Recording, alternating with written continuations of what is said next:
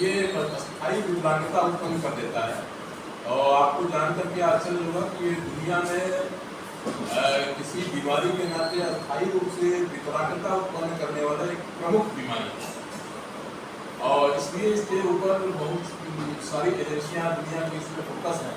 और हमारा उद्देश्य ये है कि हम 2027 तक ये फाइलेरिया को एलिमिनेट करके रखें। एलिमिनेट मतलब इसको एक पब्लिक हेल्थ प्रॉब्लम के रूप में ये न रह जाए, और जिससे कि हमारा जो समाज उसमें एक सामाजिक रूप से अपने आप को छुपाने का या किसी कार्य को ठीक तरह से ना कर पाने का, जिससे कि हम अपने उद्यम को, अपने सोसाइटी को, अपने समाज को, अपने परिवार को और अल्टीमेटली अपने देश के विकास में सहयोग जो इस बीमारी की वजह से नहीं कर पाएंगे, तो वो सहयोग हमको देश के, परिवार के, समाज के विकास में मिल सके।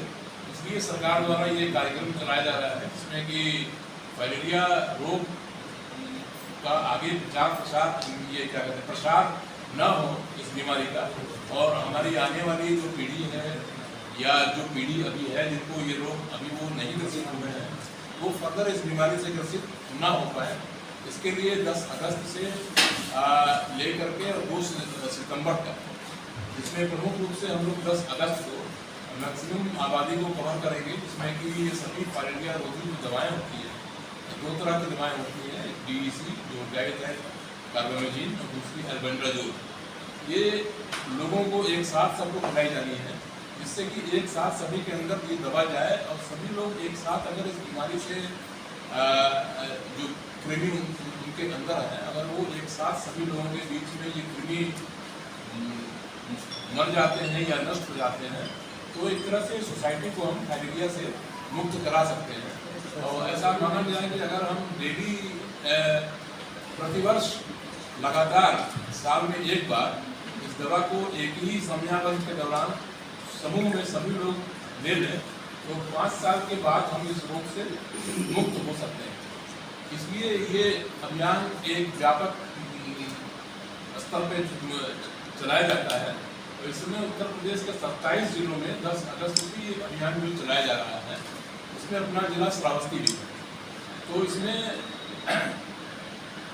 दवा खिलाने जो लोग योग्य जो लोग हैं, उसमें जो 2 दवाएं हैं, एक DEC एक एल्बेंडाजोल।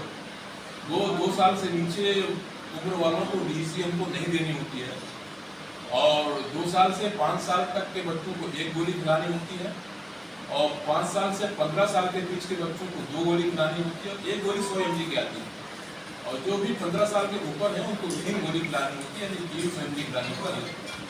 साथ में एल्बेंडाजोल भी देते हैं। एल्बेंडाजोल 1 साल से नीचे किसी भी बच्चे को नहीं देनी है। 1 साल से 2 साल तक के बच्चों को 200 मिलीग्राम यानी आधी गोली, 1 गोली 400 mg की आती है। तो 1 साल से 2 साल तक के बच्चों को आधी गोली यानी 200 मिलीग्राम, और 2 साल से ऊपर जितनी भी उम्र का वो व्यक्ति हो उसको 1 गोली यानी 400 mg खिलानी है। ध्यान ये रखना है कि एल्बेंडाजोल की गोली को चबा करके खाना है, और जो DEC की गोली हो वो भी खाली पेट नहीं खानी। और जो लोग गर्भवती महिलाएं हैं, DEC के केस में और एल्बेंडाजोल के केस में, दोनों में गर्भवती महिलाओं को नहीं खिलाना है, या जो बहुत गंभीर रूप से बीमार व्यक्ति हैं उनको नहीं खिलाना है। तो ये इसको हम लोग 10 तारीख से शुरू कर रहे हैं। इसका शुभारंभ हम लोगों ने कल रखा है, और कल 10 तारीख है।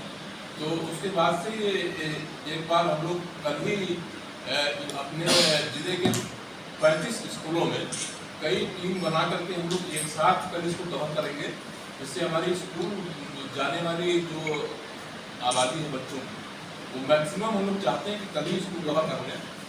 और उसके बाद आशा हाउस टू हाउस विजिट करके टीम बनी हुई है, और कुल जिले में 1375 टीमें बनी हुई है, और एक टीम में 2 सदस्य, एक महिला और एक पुरुष।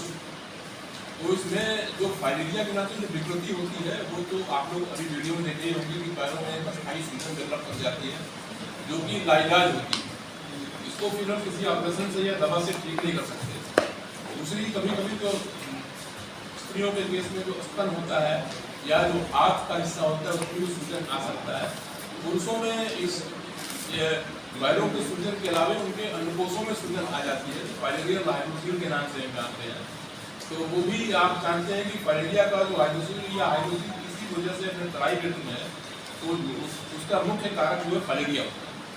और फाइलेरिया या किसी वजह से जो हाइड्रोसील है, अगर हाइड्रोसील अधिक समय तक रह गए तो आप जानते हैं कि अंडकोशों को शरीर से बाहर निकाल के बनाया गया है, जिससे कि उसको जो उसके अंदर शुक्राणु की रचना होती है उसके लिए टेम्परेचर, शरीर के टेम्परेचर से 1 डिग्री सेल्सियस कम होने की आवश्यकता पड़ती है। इसीलिए उसको प्रकृति ने हमारे शरीर से बाहर बनाया हुआ है। तो अगर स्क्रोटम के अंदर पानी बना रहेगा अंडकोशों में, तो उस टेस्टिस या जो वृषभ होता है, टेस्टिस को हिंदी में सब कहते हैं, तो उसका तापमान थोड़ा पानी भरे होने के नाते थोड़ा बढ़ जाता है, जिसके वजह से शुक्राणुओं के बनने की प्रक्रिया में रुकावट आती है। तो अगर अधिक समय से किसी को हाइड्रोसील है तो उसके अंदर स्टरलाइजेशन या वन्यता भी आ सकती है कि वो संतान उत्पत्ति करने में हो सकता है कि भविष्य में अक्षम हो। तो इसलिए भी हाइड्रोसील अगर है तो उसको छांट करके उसका इलाज कर दिया जाए, ताकि हमारे समाज में इस तरह की कोई बात आगे ना आने पाए। और अगर किसी को नहीं है तो वो आगे ना हो, इसलिए दवा खिलाना बहुत ज़रूरी है। और जन सामान्य तक जाने के लिए आपके माध्यम से हम बहुत आसानी से पहुँच सकते हैं। ये हर व्यक्ति कम से कम media, print media, electronic media के माध्यम से आजकल काफ़ी चीज़ें जानता है। तो हम आपका सहयोग इसमें चाहते हैं और इसलिए हम यहाँ पे एक कार्यशाला रखते हुए इसके बारे में कुछ मुख्य बातें जो इस